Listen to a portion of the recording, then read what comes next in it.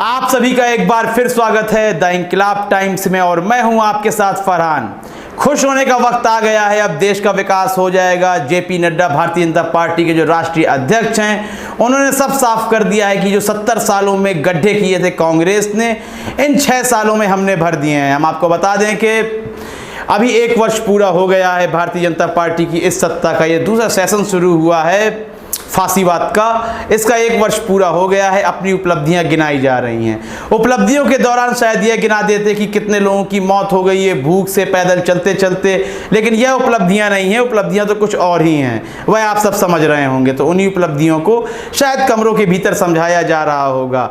अभी सामने तो यह बातें नहीं आई कि किन उपलब्धियों की बात कर रहे हैं, लेकिन यहाँ पर जेपी नड्डा का कहना है, बहुत बड़ी बात कहा है कि जो गड्ढे कांग्रेस ने 70 सालों में किए थे, हमने 6 वर्ष उसे भरने में लगा दिए हैं।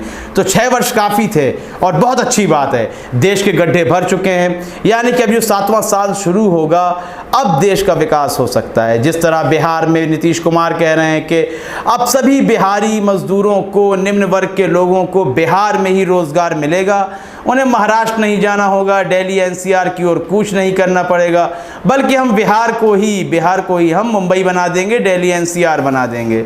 यह कहना है नीतीश कुमार का, और यही शब्द योगी आदित्यनाथ कहते हुए नजर आ रहे थे।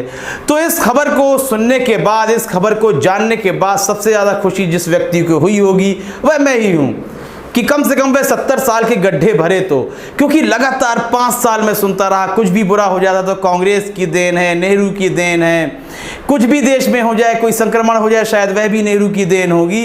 लेकिन चलिए, जेपी नड्डा ने अब यह साफ कर दिया है कि वह गड्ढे उन्होंने भर दिए हैं। तो हमें इंतजार रहेगा कि आने वाले साल में अब किस तरह की स्कीमें सामने आएंगी, योगी आदित्यनाथ किस तरह की फैक्ट्रियां और कारोबार शुरू करेंगे उत्तर प्रदेश में। बिहार जो कि निम्न स्तर से ऊपर उठना शुरू होता है, सबसे नीचे ही आता है, झारखंड से ही आप ऊपर मान लीजिए, उड़ीसा से ऊपर मान लीजिए, वरना नीचे से आता है वह भी। तो अब बिहार भी शीर्ष पर आ सकता है। यहाँ कहीं ना कहीं राज ठाकरे जिस बात को कहा करते थे, उसी को पूरा किया जा रहा है। राज ठाकरे ये कहते थे कि आपको यहाँ आने की ज़रूरत क्या है, वह ये मजदूरों से कहते थे, उस निम्न वर्ग के लोगों से, कि आप यहाँ क्यों आते हैं, बल्कि अपने राज्य में अपनी सरकार को क्यों नहीं घेरते हैं, उससे सवाल क्यों नहीं करते हैं। जब आप वोट वहाँ जाकर देते हैं तो आप सरकार से क्यों नहीं कहते हैं कि हमें रोजगार मुहैया करवाइए, हम अपने राज्य में ही कार्य करना चाहते हैं। तो अब कहीं ना कहीं शायद राज ठाकरे की बात इन सत्ताधारियों को समझ में आ गई है, इसलिए वह कह रहे हैं कि अब हम अपने ही राज्यों में कारोबार शुरू करेंगे। लेकिन मैं पहले भी इस पर कार्यक्रम कर चुका हूं और फिर बता देता हूं, यह नामुमकिन है। लॉकडाउन खत्म होता है, आप खुद देख लीजिए मजदूर बाहर जाएंगे कि नहीं।